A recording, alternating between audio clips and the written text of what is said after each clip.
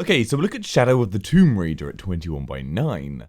I've absolutely loved this series so far. The first game was fantastic, and the second developed brilliantly on the first, expanding the world we had to explore and taking the graphical beauty to the next level. However, whilst the gameplay developed decently from the first to the second, a third entry in the series needs to bring a lot to the table to really make it more than just a DLC to the last game. And I can't say before playing that this hasn't been a genuine worry. But anyway, if you want to hear my full thoughts on the game, then check out that video linked in the description, because here we're going to go over the 21:9 support.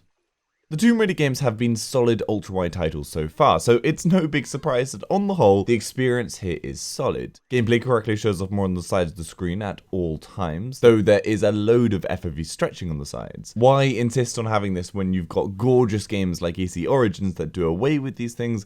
I don't know. The HUD unfortunately is stuck to 16:9, but thankfully by design it's very minimal, so you won't have to see much of it. Cutscenes are, for the most part, all full screen. However, there are a mix of 16:9 black barred moments and, sadly, ultra-wide but not perfectly ultra-wide moments where there are small black bars on the very sides. This, I would hazard to guess, is due to it being developed in 2560x1080 instead of 3440x1440 in mind. And as you know, these are technically slightly different aspect ratios, even though we broadly refer to them as both 21:9. So that would make sense why there are black bars. The main menu is ultra-wide, however, again, we have the small black bars on the sides, something I'm guessing is to do with that resolution difference. I could be wrong, but it makes most sense to me.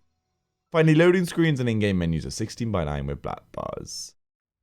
Performance-wise, well, firstly, it clearly needs to be addressed how unbelievably stupidly gorgeous this game is. It is truly mind-blowing. I thought AC Origins was the pinnacle, and, well, it still is, but next to it is this game. The vegetation, the level of detail, complexity, and unique design to aesthetics really is jaw-dropping. I also should point out that this is the best smoke effects in any game ever. Full stop. I probably never thought smoke could look so realistic.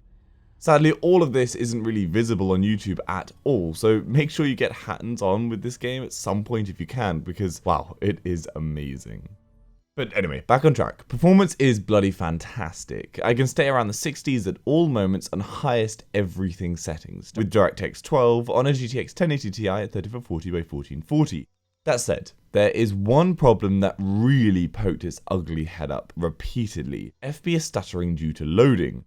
I'm running on a hard drive, which is very normal for me and never causes any gaming restrictions. However, it felt very clear that the game was struggling to cope with loading in new environment sections as I was moving around. The game would stutter momentarily as it loads scenes in before returning to a steady frame rate.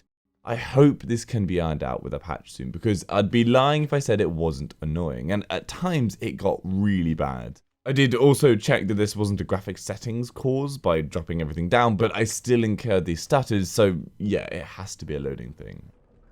General PC support wise, there are a ton of graphics settings to tweak, general controls and gameplay settings to make the game work as you want. There is fantastic surround sound support. They even added a streamer's overlay to show off your statistics whilst playing. Just a lot of lovely bonus features.